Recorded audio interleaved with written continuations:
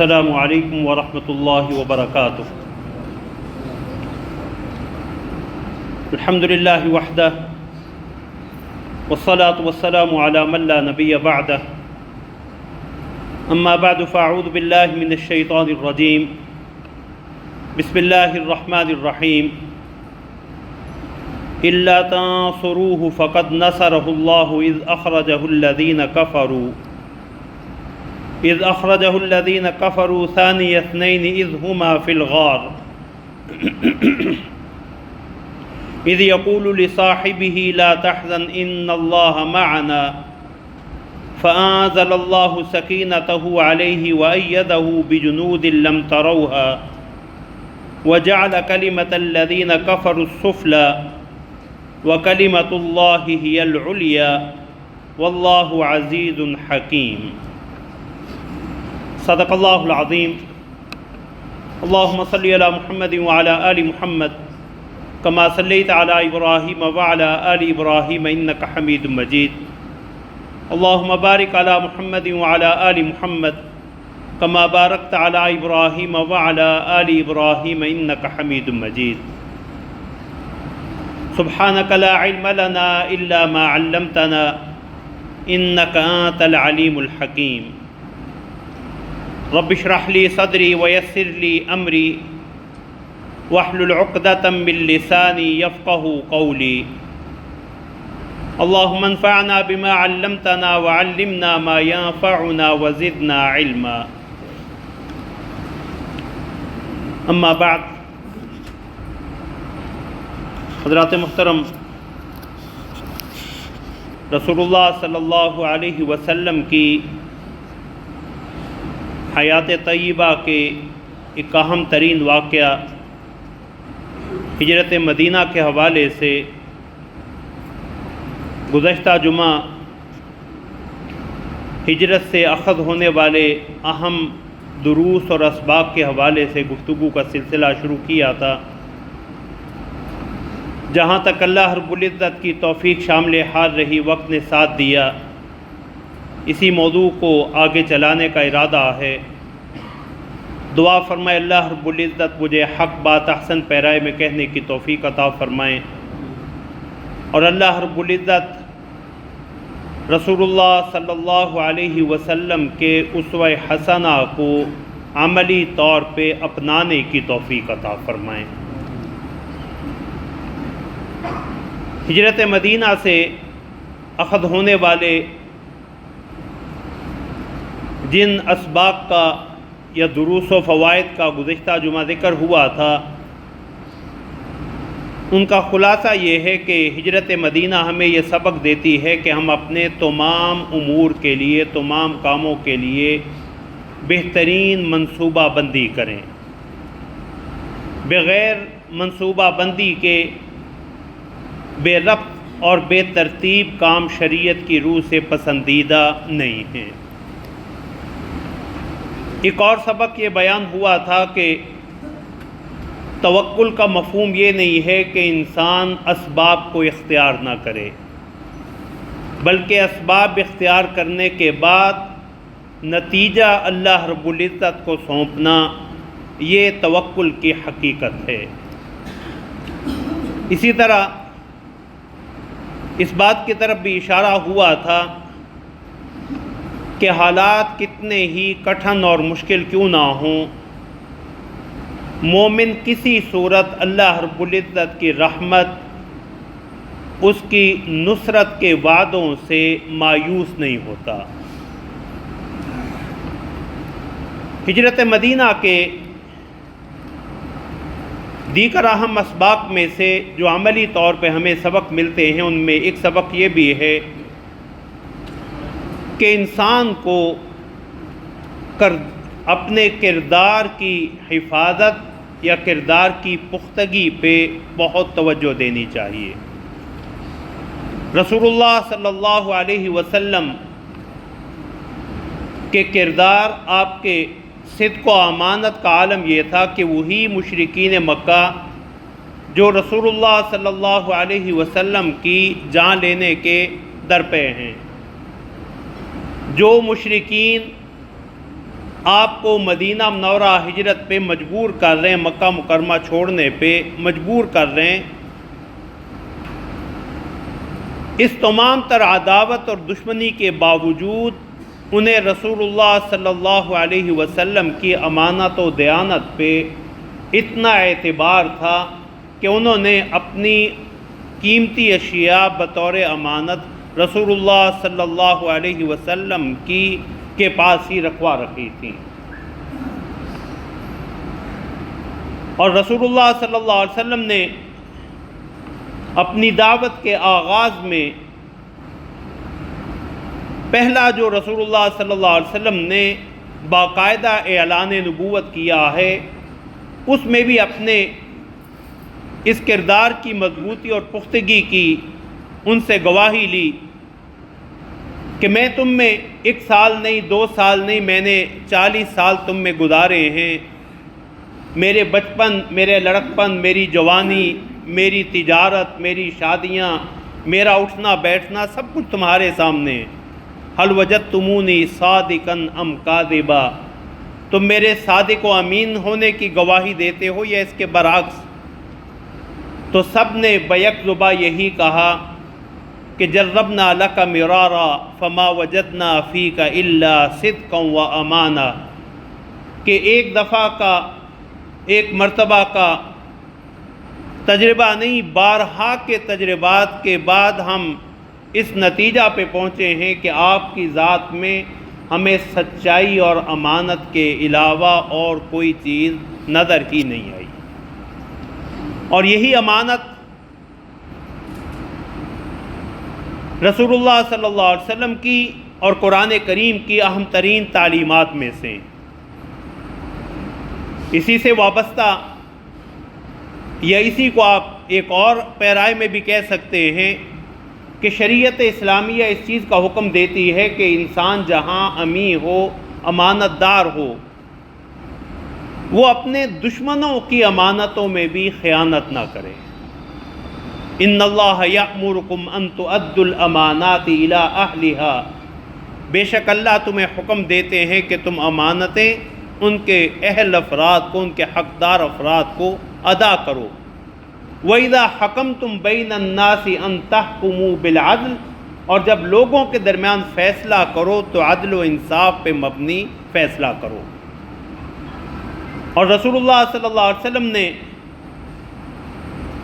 اسی امانت کی اہمیت کو ایمان کی بنیاد قرار دیتے ہوئے ارشاد فرمایا کہ لا ایمان لمن لا امانۃ لہ،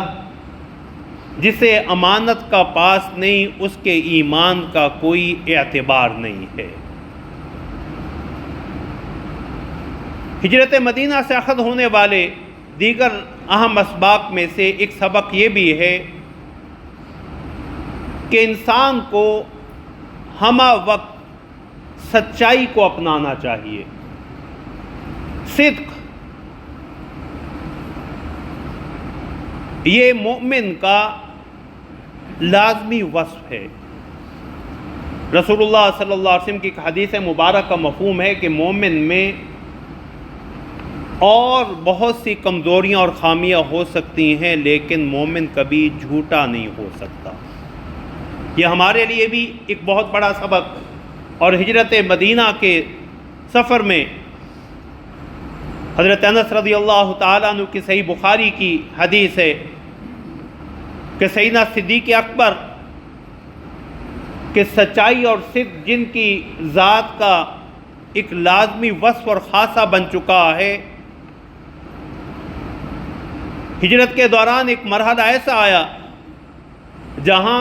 رسول اللہ صلی اللہ علیہ وسلم کی ذات کو خطرہ اور ایک طرف اپنے وصف صدیق پہ دبا لگنے کا امکان تھا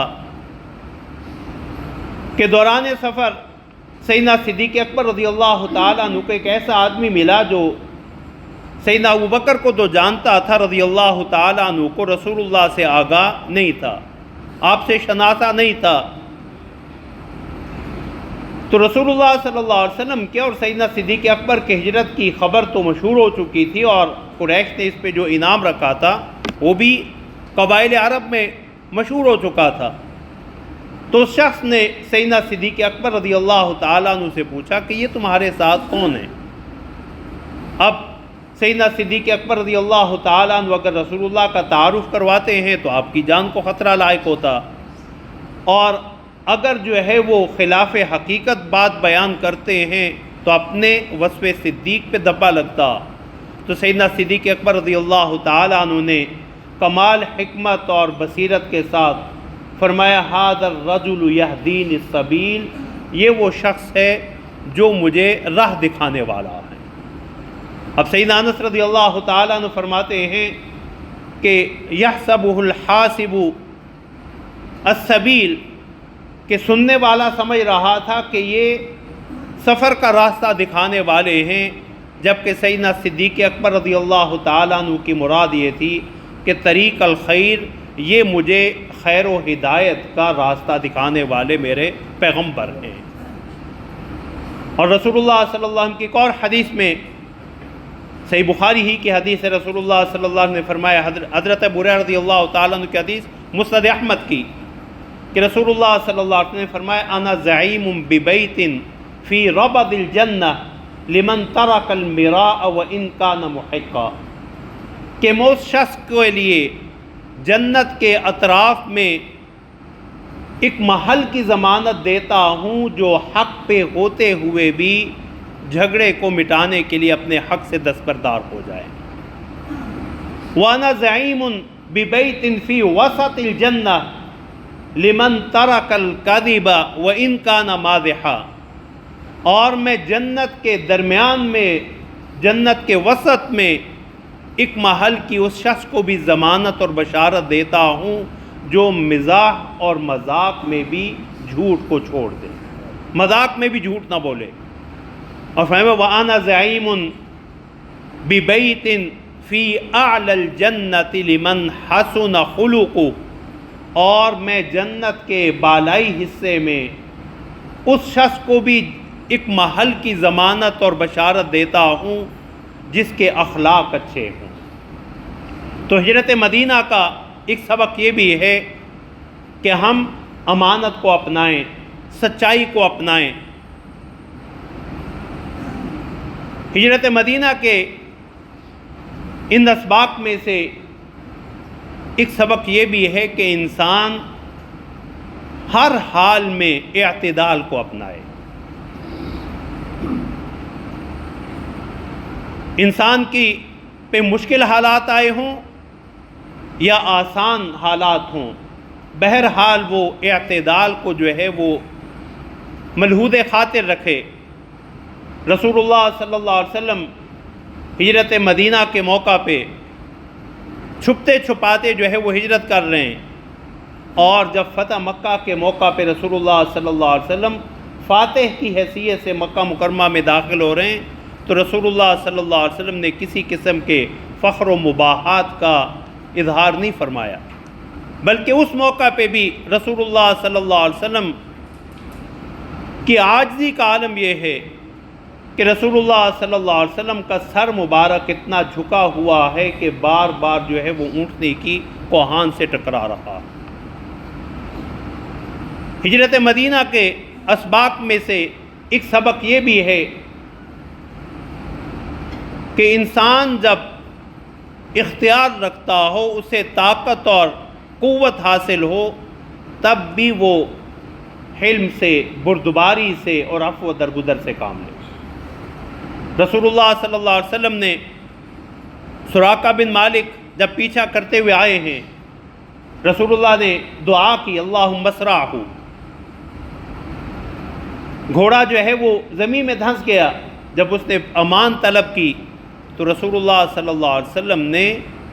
اسے امان دی، جبکہ اختیار تھا کہ اسے نقصان پہنچا سکتے تھے، اس کا گھوڑا تو زمین میں دھنسا ہوا تھا۔ اور یہی سبق ہمیں رسول اللہ صلی اللہ علیہ وسلم کی حیات طیبہ سے فتح مکہ کے موقع پہ بھی ملتا کہ جب وہی قریش، وہی سرداران قریش جنہوں نے رسول اللہ صلی اللہ علیہ وسلم کے گھر آ کے آپ کی بیٹیوں کو معاذ اللہ طلاقیں دلوائیں، ہجرت میں مجبور کیا، اور ہجرت کے بعد بھی مسلمانوں کو رسول اللہ صلی اللہ علیہ وسلم کو مدینہ منورہ میں چین سے بیٹھنے نہیں دیا،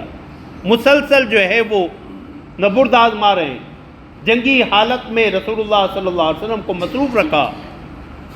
لیکن فتح مکہ کے موقع پہ جب رسول اللہ صلی اللہ علیہ وسلم فاتح کی حیثیت سے داخل ہو رہے ہیں، سرداران قریش سامنے کھڑے ہیں، تو فرمایا میرے بارے میں تمہارا کیا خیال ہے، میں تمہارے ساتھ کیا سلوک کروں گا؟ تو کہنے لگے اخن کریم وابن اخن کریم، کریم باپ کا کریم بیٹا ہے، سخی باپ کا سخی بیٹا ہے، ہم تجھ سے عفو و احسان کی امید ہی لگائے بیٹھے ہیں۔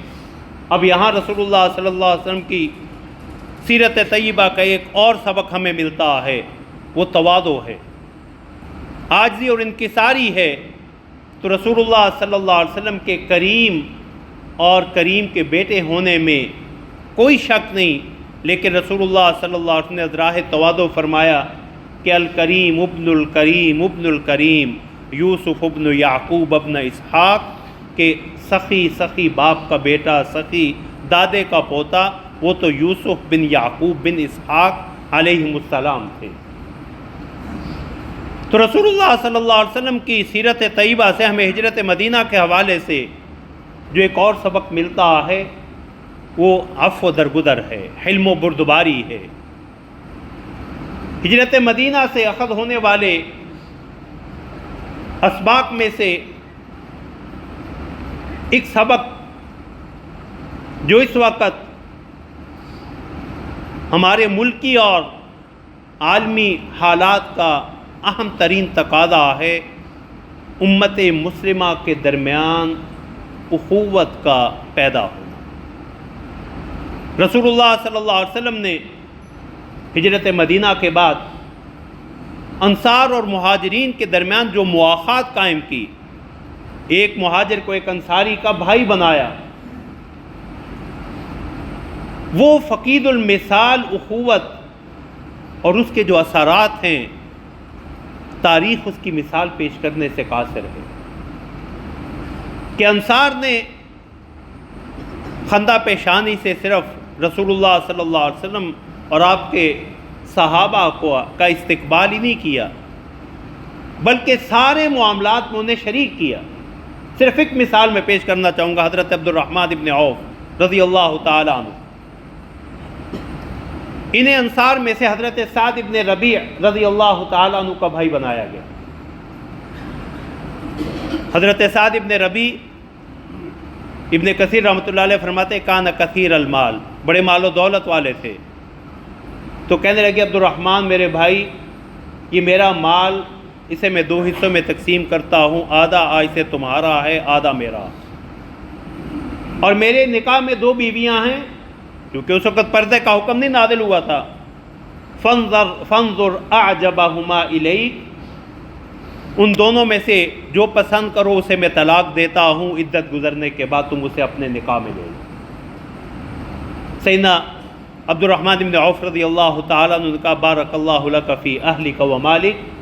بھائی اللہ تمہارے اہل و عیال میں، تمہارے مال و دولت میں برکت عطا فرمائے، مجھے اس کی ضرورت نہیں، مجھے بس بازار کا راستہ دکھا دو۔ اور یہی عبد الرحمن بن عوف رضی اللہ تعالیٰ عنہ اب تجارت اور اپنے ان کٹھن حالات میں جو ہے وہ کسی پہ بوجھ بننے کی بجائے انہوں نے محنت کا راستہ اپنایا، یہ بھی ہمارے لیے ایک سبق ہے۔ اور ایک مہینے کی قلیل مدت میں حضرت عبد الرحمن بن عوف رضی اللہ تعالیٰ عنہ نے اپنے لیے شادی کا سامان بھی میسر کر لیا، ایک انصاری خاتون سے شادی ہوئی۔ اور یہاں ضمناً آ گئی بات تو کہہ دیتا ہوں کہ حضرت عبد الرحمن بن عوف رضی اللہ تعالیٰ عنہ کے لباس پہ اس زمانے میں جو خوشبو لگائی جاتی تھی دلہا کو، زرد رنگ کی خوشبو، وہ نشان دیکھ کے رسول اللہ صلی اللہ علیہ وسلم کو معلوم ہوا کہ عبد الرحمن بن عوف نے شادی کر لی۔ اور اس میں ہمارے لیے بھی رسول اللہ صلی اللہ علیہ وسلم کی وہ تعلیمات کے نکاح کو آسان اور ہر قسم کے تکلفات سے پاک رکھنا چاہیے۔ رسول اللہ صلی اللہ علیہ وسلم سے بہتر جو ہے وہ نکاح خاں رسول اللہ صلی اللہ علیہ وسلم سے بہتر دعائیں دینے والا اور رسول اللہ صلی اللہ علیہ وسلم سے زیادہ معزز مہمان شادی میں کون ہو سکتا تھا؟ لیکن سیدنا عبد الرحمن ابن عوف رضی اللہ تعالیٰ عنہ نے پیغمبر کی تعلیمات کو عملی طور پہ چونکہ اپنایا تھا، تو نکاح کی تقریب میں رسول اللہ مدعو نہیں ہے، مدینہ منورہ میں ہوتے ہوئے بھی۔ تو رسول اللہ صلی اللہ علیہ وسلم نے پوچھا کہ عبد الرحمن شادی کر لی؟ جی یا رسول اللہ۔ فرمایا اللہ تمہیں برکت دے، حق مہر کیا دیا؟ اب یہ توجہ دلائی، اس میں بھی ہمارے لیے سبق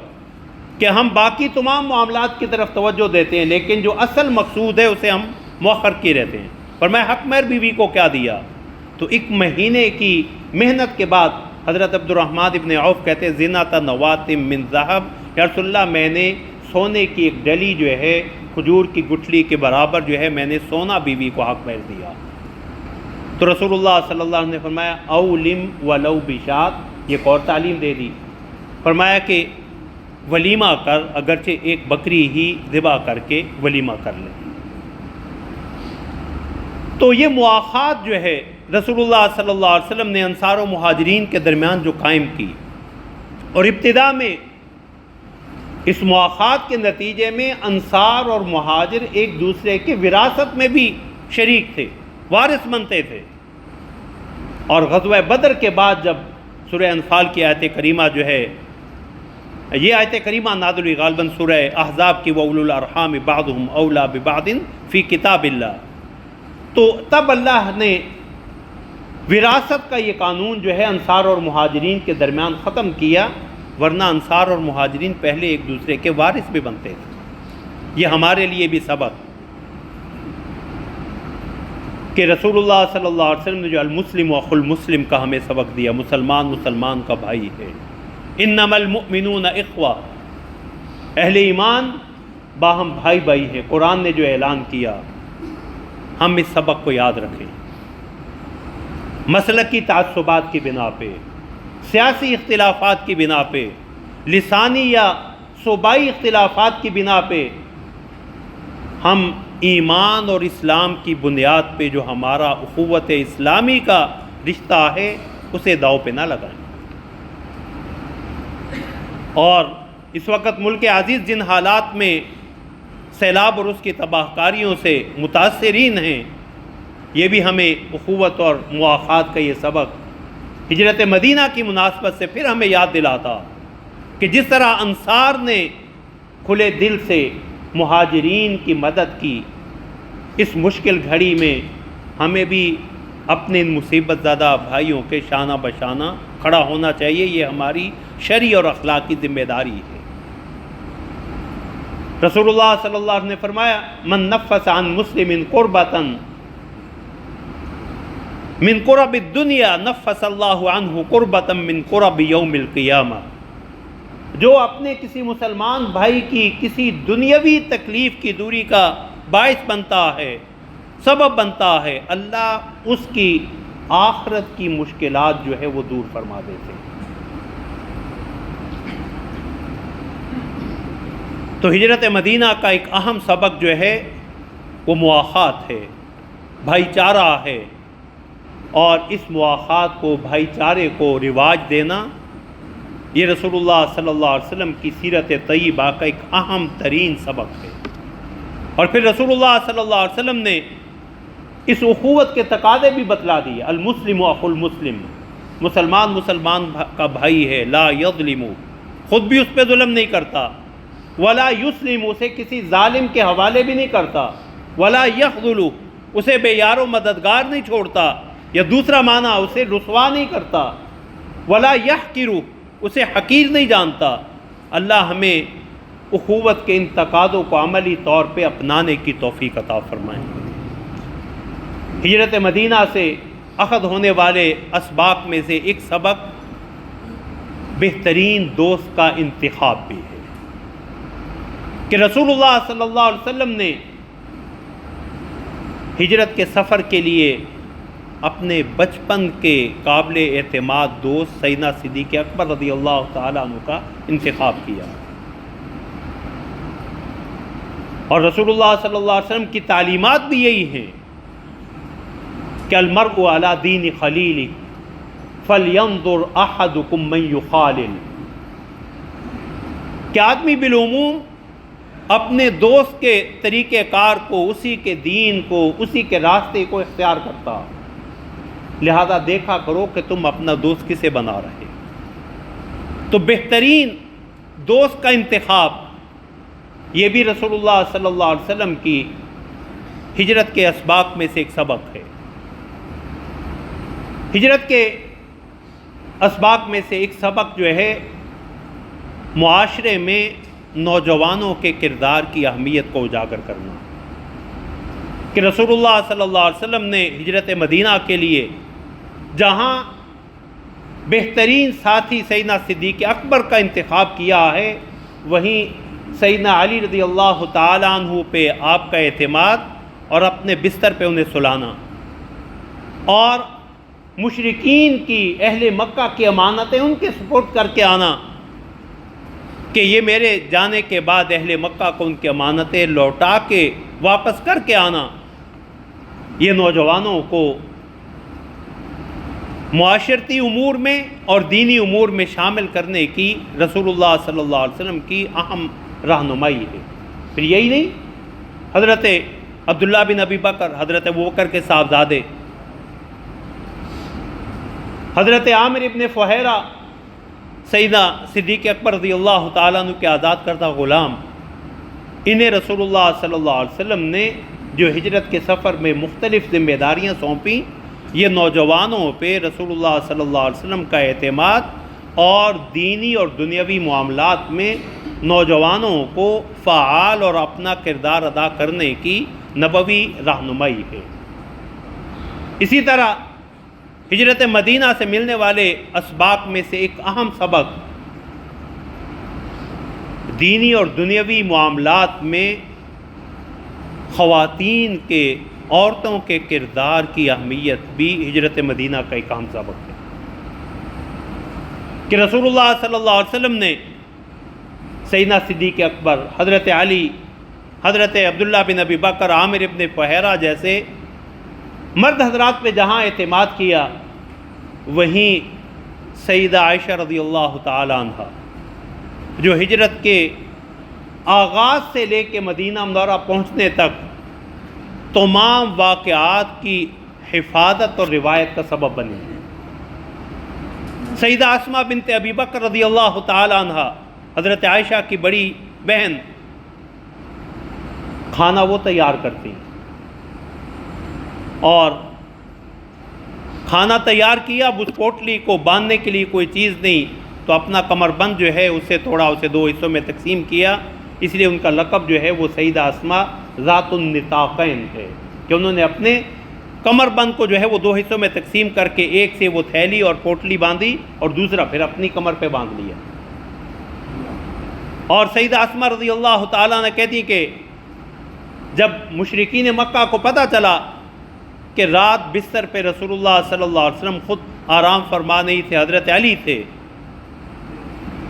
تو سیدنا صدیق اکبر کے گھر آئے، اور آ کے ابو جہل تھا اور اس کے ساتھی مجھ سے پوچھا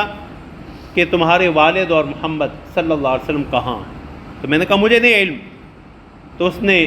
اتنے زور سے میرے تھپڑ مارا کہ میرے کانوں کی بالی بھی جو ہے وہ ٹوٹ کے نیچے گر گئی۔ یہ خواتین کا کردار۔ اور پھر انہی میں سیدہ ام سلمہ رضی اللہ تعالی عنہ، اولی مہاجرین میں سے، حضرت ابو سلمہ اپنی اہلیہ ام سلمہ اور اپنے بچے کے ساتھ ہجرت کی نیت سے نکلے۔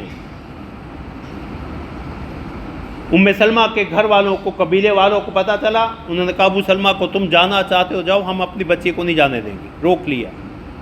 ابو سلمہ کے خاندان والوں نے بچہ چھین لیا کہ بچہ بھی تمہارے پاس نہیں رہے گا۔ اب یہ میاں بیوی میں اور اولاد میں جدائی، سیدنا ابو سلمہ اکیلے ہجرت کر کے آئے، سال بھر جو ہے وہ ام سلمہ رضی اللہ تعالی عنہ مدینہ منورہ کے راستے پہ بیٹھ کے جو ہے مکہ سے باہر روتی رہتی۔ بالآخر جو ہے ان کے بعد رشتہ داروں کو ترس آیا اور انہوں نے جو ہے وہ انہیں بچہ بھی واپس دلوایا اور مدینہ منورہ ہجرت کرنے کے لیے بھی راستہ ہموار کیا۔ تو یہ خواتین کا معاشرے میں کردار، یہ بھی رسول اللہ صلی اللہ علیہ وسلم کی تعلیمات میں سے اہم جو ہے وہ تعلیم ہے۔ اور وقت کی قلت کی بنا پہ باقی امور کی طرف جو ہے وہ ان کی تفصیل نہیں، لیکن ایک اہم سبق جو ہے وہ اسلامی حکومت کا قیام، یہ بھی ہجرت مدینہ کا اہم ترین سبق، خلافت اسلامیہ کا قیام، اسلامی ریاست کا قیام، کہ رسول اللہ صلی اللہ علیہ وسلم نے مدینہ منورہ جا کے اسلامی ریاست کی جو بنیاد رکھی، یہ بھی ہجرت مدینہ کے اہم ترین اسباق میں سے ہے۔ اور خلافت کا خلاصہ یہ ہے کہ زمین اللہ کی، آسمان اللہ کا،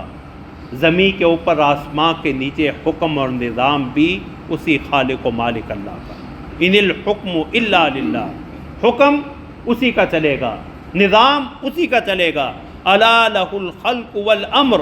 تخلیق بھی اسی کی، حکم بھی اسی کا۔ اللہ رب العزت ہمیں عملی طور پہ ان اسباق کو اختیار کرنے کے لیے اپنا اپنا کردار ادا کرنے کی توفیق عطا فرمائیں۔ وآخر دعوانا ان الحمد للہ رب العالمین۔